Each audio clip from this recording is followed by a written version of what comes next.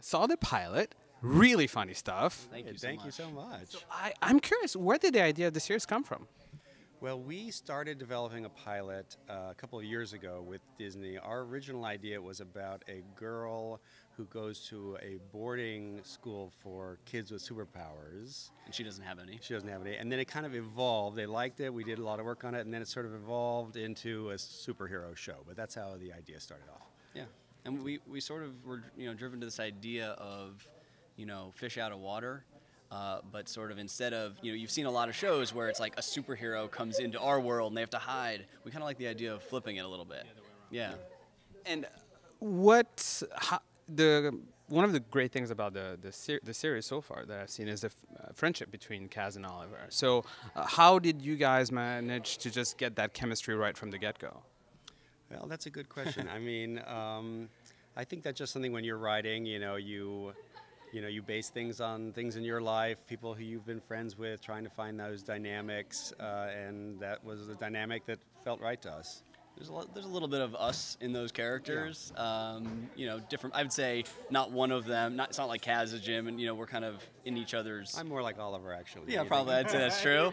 Are you? A little more cautious, no big deal. Yeah, no, it's true actually. I leap before I look. Sure. Yeah, and I'm a little more. I need to think things out beforehand. But so yeah, there was a little bit of our same chemistry that Andy and I have in the show. But yeah, when we wanted also to have two characters who were different and immediately different, instead of it's two best friends and they like all the same things and they're exactly the same. We wanted, there's always that sort of butting of heads, but in a friendship way. Right. So the way we always see them is one's the brakes and one's the gas. Obviously, Kaz is the gas. I'm going to go full steam ahead. And Oliver's like, well, why don't we just take a step back here and react? And I think we try and focus on that a lot in a lot of our episodes. Well, one of the things, even in a comedy, conflict is an important thing in all shows. Yeah. And so we wanted to build in an instant conflict between the two boys, that one of them is always more impulsive than the other, but in the end, their friendship together, the idea was, together the two of them are greater than they ever could be separately. Yeah.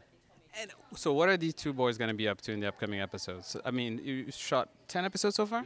We shot 9 so far. 9? Yeah, we're getting ready for number 10 now.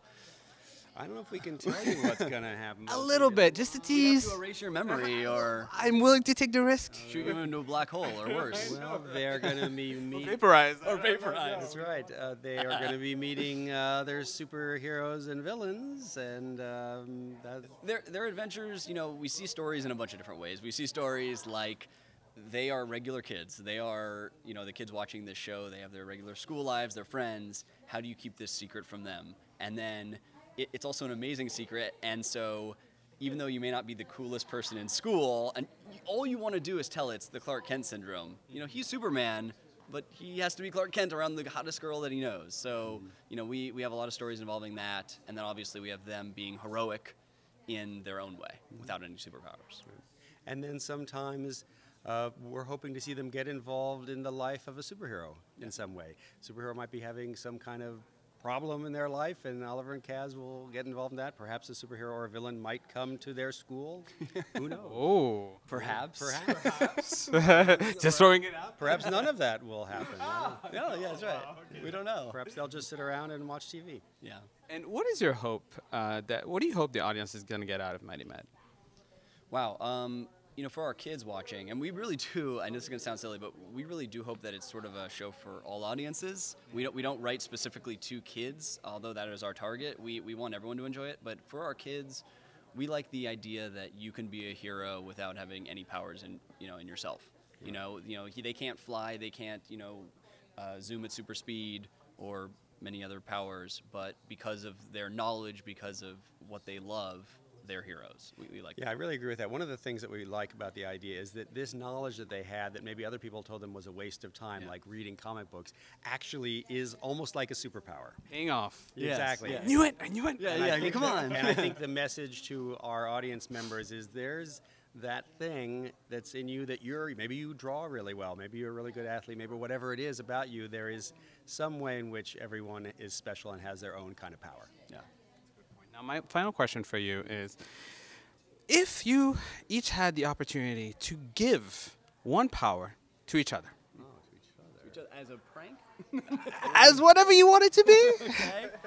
So what power would that be? That's a very good question. Nothing I had thought about.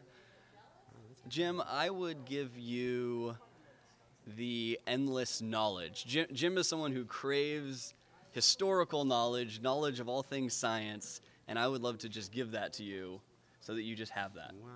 Walking Google. Yes, yes, that's perfect. My power I would like to give to you would be to have the most phenomenal softball abilities in the world. Nothing would make me happier. I love this how it's specific. Just softball. Not basketball, not football, just softball. Well, I'm at an age now where baseball is no longer a possibility, so we're going to softball.